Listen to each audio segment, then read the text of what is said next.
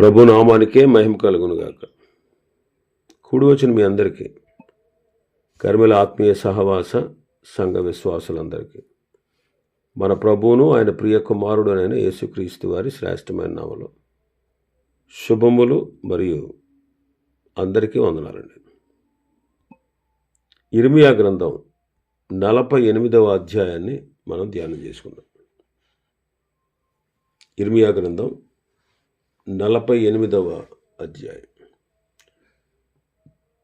ఇందులో ముఖ్యాంశం ఏంటంటే, మోయాబు అనే అన్య రాజ్యానికి శిక్ష మరియు విడుదల గురించి రాయబడి ఉంది. మోయాబు దేశాన్ని గురించినటువంటి శిక్ష మరియు వారి యొక్క విడుదల.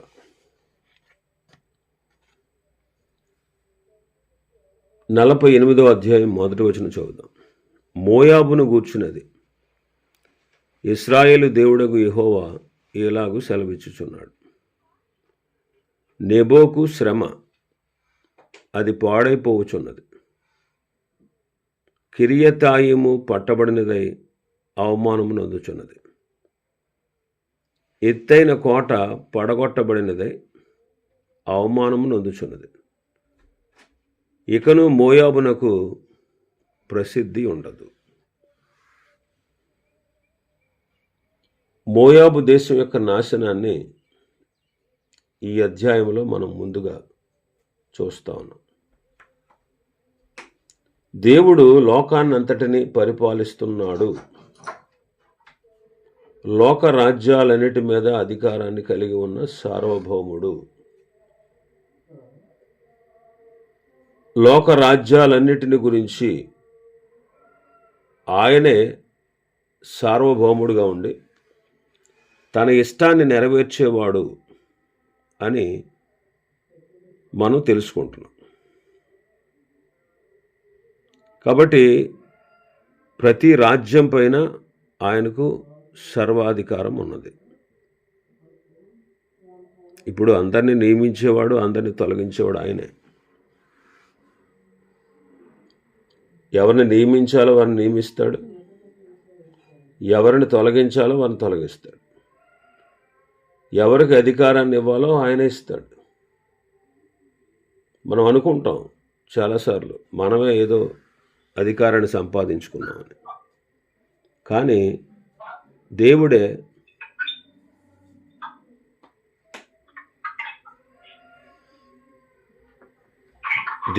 సర్వ అధికారాన్ని కలిగి ఉంటాడు. మరి ఇక్కడ మనం ఆలోచన చేసినట్టయితే మోయాబు దేశం అన్య దేశం. మోయాబు దేశం అన్య దేశం. మరి అన్య దేశానికి కూడా ఆయన అధికారిగా ఉన్నాడు. ఎందుకంటే సమస్త రాజ్యాలను నిర్మించినవాడు ఆయనే. సమస్త ప్రజలను సృష్టించినవాడు ఆయన. అన్యులైనా ఎవరైనా వారందరూ కూడా దేవుని చేత సృష్టించబడినవారు. వారందరూ దేవుని చేత సృష్టించబడినవారు. మరి ఇక్కడ మోయాబీయులు అబ్రహాము యొక్క సోదరుని కొడుకు లోతు యొక్క సంతానం. మరి ఇక్కడ రాసి ఉన్నటువంటి ఈ నాశనం బబులోను రాజు అయిన నెబుకద్నెజరు పరిపాలన సమయంలో సంభవించింది. మరి ఇక్కడ మొదటి వచనంలో మనం చూసాం, నెబోకు శ్రమ, అది పాడైపోవచున్నది. కిరియతాయిము పట్టబడినదై అవమానం పొందుచున్నది. ఎత్తైన కోట పడగొట్టబడినదై అవమానము నొందుచున్నది. ఇకను మోయాబుకు ప్రసిద్ధి ఉండదు. నెబో, కిరియత్యారీం, ఈ రెండు పట్టణాలు కూడా ఒకప్పుడు ఇశ్రాయేలు వారికి చెందినవి, ఇశ్రాయేలీలకు చెందినవి. అయితే మోయాబీయులు వీటిని వశము చేసుకున్నారు. ఇంకా 2వ వచనం నుంచి 6వ వచనం వరకు చూస్తే, హెష్బోనులో వారు అది ఇకను జనము కాకపోవునట్లు దాన్ని కొట్టివేయడం రెండని చెప్పుకొనుచు దానికి కీడు చేయనుద్దేశించుచున్నారు. మద్మేనా, నీవును ఏమీ చేయలేకపోతివి, ఖడ్గము నిన్ను తరుముచున్నది. ఆలకించుడి, హొరొనయీము నుండి రోదన ధ్వని వినబడుచున్నది. దోపుడు జరుగుచున్నది, మహాపజయము సంభవించుచున్నది. మోయాబు రాజ్యము లయమైపోయిన, దాని బిడ్డలు రోదన ధ్వని వినబడుచున్నది. హొరొనయీము దిగుదలలో పరాజితుల రోదన ధ్వని వినబడుచున్నది. జనులు లూహితునెక్కుచు ఏడ్చుచూ ఉన్నారు, ఏడ్చుచూ ఎక్కిచున్నారు. పారిపోవుడి, మీ ప్రాణములను దక్కించుకొనుడి, అరణ్యములోని అరూహ వృక్షం వలె ఉండు. ఈ పట్టణాలన్నిటి గురించి కూడా రాస్తా ఉన్నాడు. ఈ పట్టణాలన్నీ కూడా మోయాబునకు చెందినవి. మరి ఈ పట్టణాలన్నిటిలో రోదన ధ్వని వినపడుతుంది. ఆ పట్టణాలను కొట్టివేస్తాం, కీడు చేద్దాం అని శత్రువు అనుకుంటున్నాడు. మరి అలాంటి పరిస్థితులు వాళ్ళు ఏం చేయలేకనటువంటి పరిస్థితిలో ఉన్నారు. ఖడ్గం వాళ్ళను తరుముతూ ఉంది, రోదన ధ్వని వినపడతా ఉంది, మహాపజయం వారికి సంభవిస్తూ ఉంది. వారి రాజ్యము లయమైపోతూ ఉంది. వారి బిడ్డల యొక్క రోదన ధ్వని వినబడతా ఉంది. వారు పరాజయం పొందుతూ ఉన్నారు. జనులు ఏడుస్తూ ఉన్నారు, పారిపోతూ ఉన్నారు. వారి ప్రాణాలను దక్కించుకోవడానికి పారిపోతూ అరణ్యములో అరూహ వృక్షం వలె ఉన్నారు. ఇది వాళ్ళ పరిస్థితి.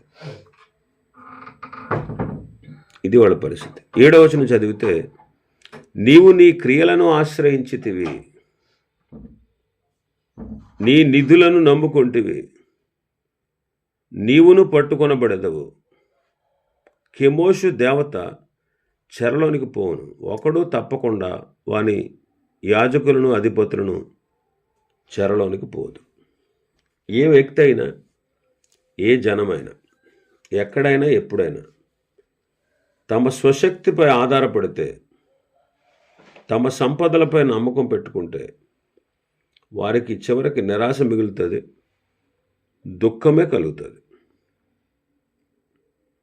కాబట్టి ఇక్కడ మోయాబు వారి క్రియలను ఆశ్రయించారట, వారికి ఉన్న నిధులను నమ్ముకున్నారు. అయినా సరే శత్రువు వాళ్ళని పట్టుకుంటున్నాడు.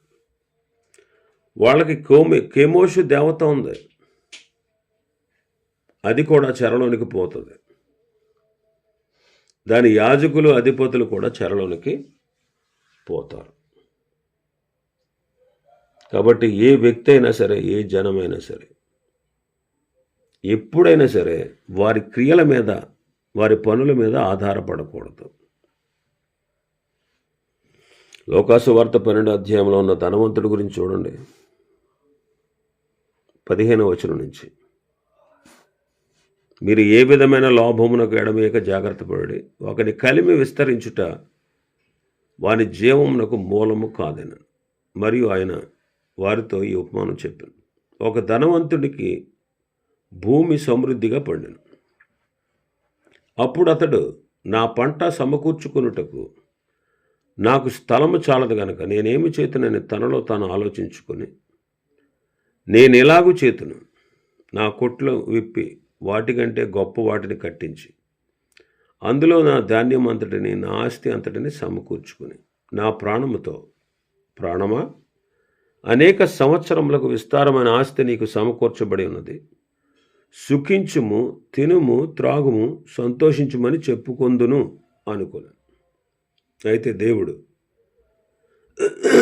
వెర్రివాడా, ఈ రాత్రి నీ ప్రాణమును అడుగుచున్నారు, నీవు సిద్ధపరిచిన మరి ఎవని వగునని అతనితో చెప్పాను.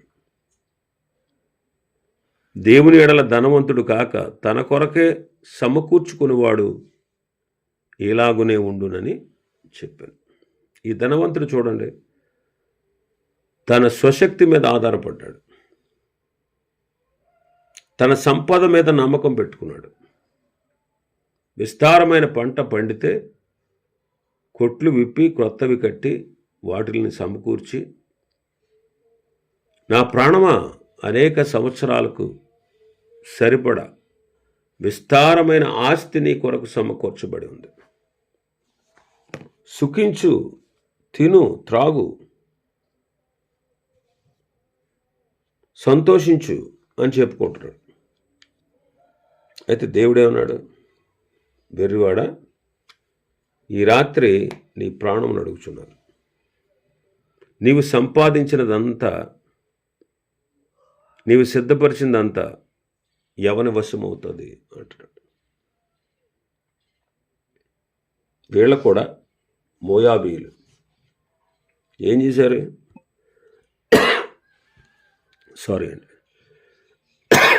వారి క్రియలను ఆశ్రయించారు, వాళ్ళ నిధులను నమ్ముకున్నారు. వాళ్ళ దేవత పేరు కెమోషు,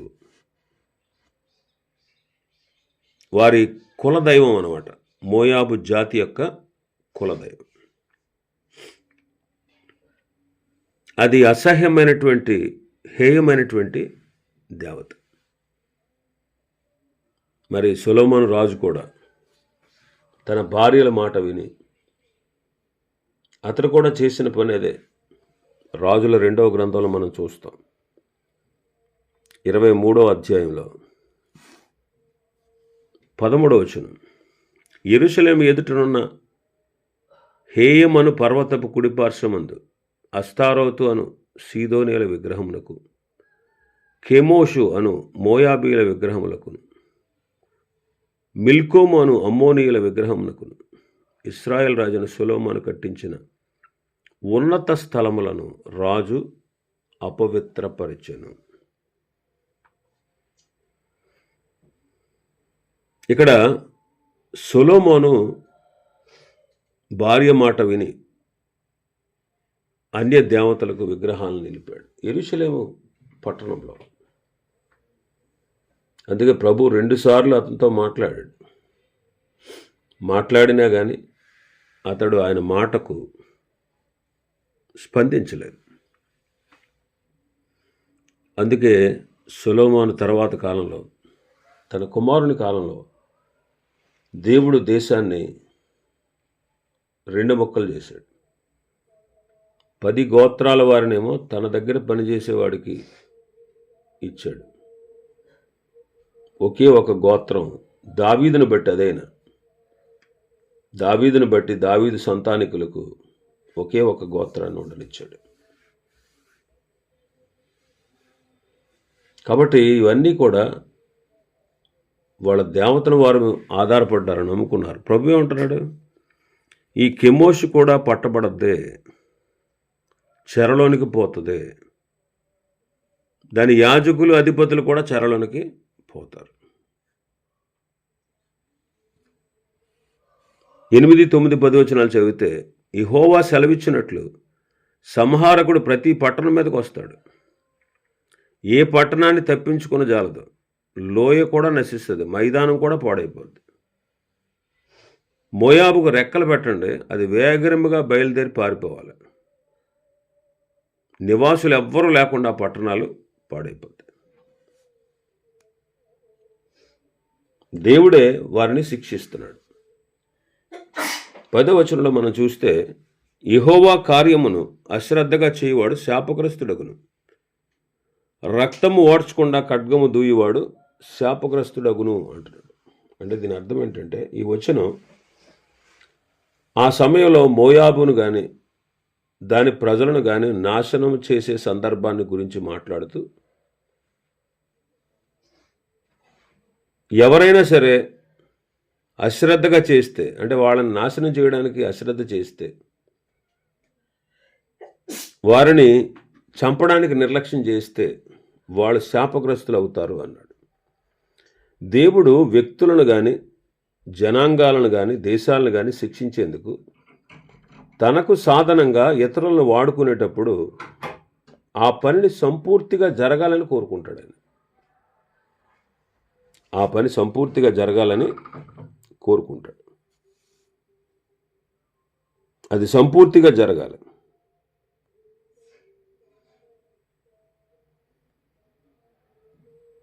అందుకే నిర్గమకాండంలో మనం చూస్తాం 32వ అధ్యాయంలో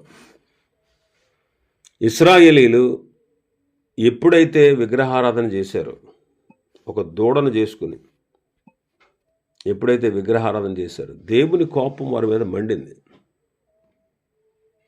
వాళ్ళని విడిపించింది దేవాతి దేవుడు, వారిని నడిపించింది ఆయన. ఆయన మహిమా స్వరూపాన్ని గడ్డి మేసే ఎద్దు స్వరూపానికి మార్చి, ఇదిగో మమ్మల్ని ఐగుప్తు నుంచి విడిపించిన దేవుడు ఇదే, ఆయన ఎలా ఉంటాడు అని చెప్పి ఒక ఎద్దు రూపానికి ఆయన స్వభావం, ఆయన స్వరూపాన్ని మార్చేశారు వాళ్ళు.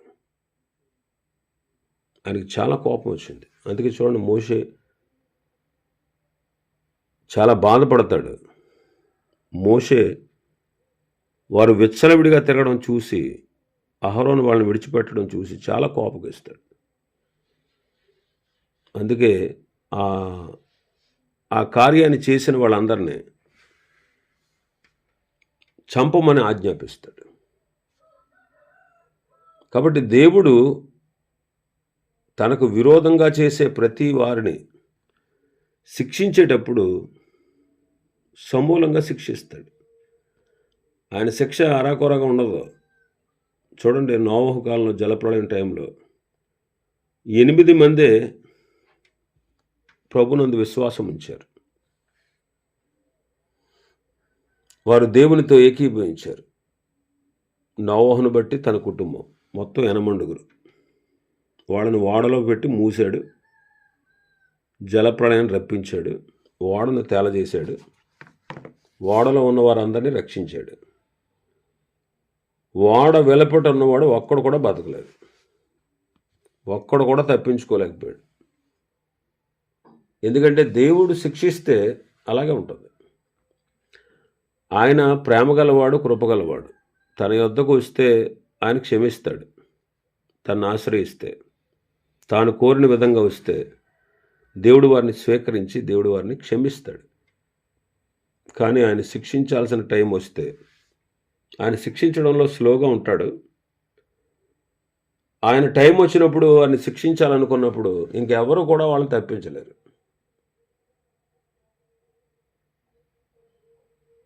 కాబట్టి యెహోవా కార్యము అశ్రద్ధగా చేయవాడు శాపగ్రస్తుడు అన్నాడు. అంటే దేవుడి పనిది. దేవుడే మోయాబీయులను శిక్షించాలి, నాశనం చేయాలి అని సంకల్పించాడు. మరి వాళ్ళు పని చేసేటప్పుడు ఏం చేయాలి? శ్రద్ధగా చేయాలి. అందుకే వాక్యంలో ఉంటుంది, సామెతల గ్రంథకర్త అంటాడు, బద్ధకంగా పని చేసేవాడు దరిద్రుడవుతాడని, శ్రద్ధ గలవాడు ఐశ్వర్యవంతుడవుతాడని. పౌలు గారు కూడా అంటారు రోమాపత్రిక 12:11, ఆసక్తి విషయంలో మాంద్యులు కాక ఆత్మయందు తీవ్రత గలవారై ప్రభువును సేవించండి అంటారు. ఇంకా 11వ వచనం చదివితే, మోయాబు తన బాల్యము నుండి నెమ్మది నొందెను. ఈ కొండలో నుండి ఆ కొండలోనికి కుమ్మరింపబడకుండా అది మడ్డి మీద నిలిచెను. అది అన్నడూ చెరలోనికి పోయినది కాదు. అందుచేత దాని సారము దానిలో నిలిచి ఉన్నది. దాని వాసన ఎప్పటి వలనే నిలుచుచున్నది. మోయాబు బాల్యము నుండి కూడా నెమ్మది పొందెను. మోయాబును గూర్చిన దేవోక్తి మనం ఇర్మియా నోట వింటున్నాం. మోయాబీయులు లోతు సంతతి వారు. నిజానికి వీరు సరి అయిన సంతానం కాదు, అక్రమ సంతానం. కానీ వీళ్ళ బాల్యంలో చాలా నెమ్మది పొందడం అనేది ఆశ్చర్యం. మరి ఈ లోకంలో పాపంతో నివసిస్తున్న మానవులు బాల్య దినములందే సృష్టికర్తను ఎరిగితే ఎంత బాగుంటుంది. కాబట్టి మనం ప్రభువుని అంగీకరించామా? క్రీస్తులో నెమ్మదిని, విశ్రాంతిని పొందుతున్నామా? నీది ఏ వయసు అయినా మోయాబు బాల్యంలో నెమ్మది పొందుతుందంట. నెమ్మది పొంది ఉంది. అలాగే మనం కూడా మన బాల్య దినములందే మన సృష్టికర్తను స్మరణకు తెచ్చుకుని మనం కూడా నెమ్మది పొందాలి. అది కుమ్మరించబడలేదంట. అది పొయ్యి మీద పెట్టిన కుండ,